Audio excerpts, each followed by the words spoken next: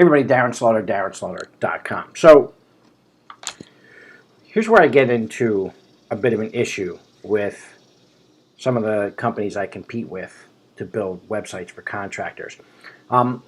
They think it's perfectly fine, perfectly legitimate to slap kitchen remodeling 75 times on a page because they think that's what Google wants.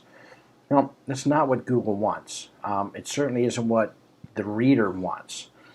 But let's talk specifically about search engines and how to get your stuff found.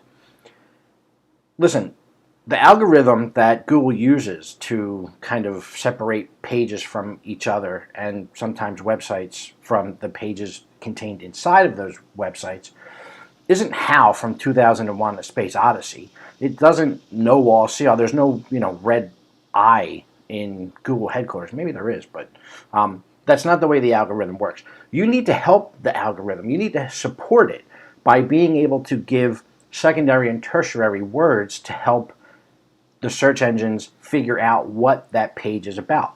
Trust me, kitchen remodeling 50 times on the page isn't doing it.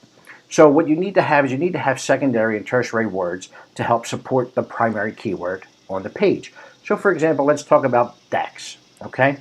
And let's say you build decks, and you can talk about deck building ideas or deck staining or deck rails or deck furniture in your content, and that gives some context to what the page is about, because to Google, the word decks on a page 50 times could be talking about anything. It could be talking about sitting on your deck and drinking iced tea.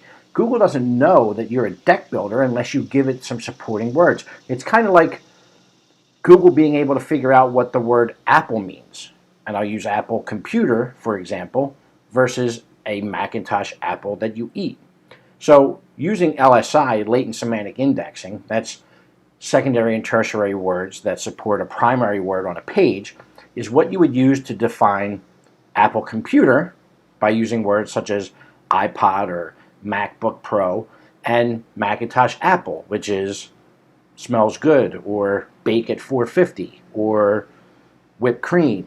So using complementary words will help you create a page that the search engines will be able to define better, and when they can define it better, they can serve it to the right customer, the right consumer, which is the person who is searching for either an Apple computer, how to bake an apple, or how to buy a deck.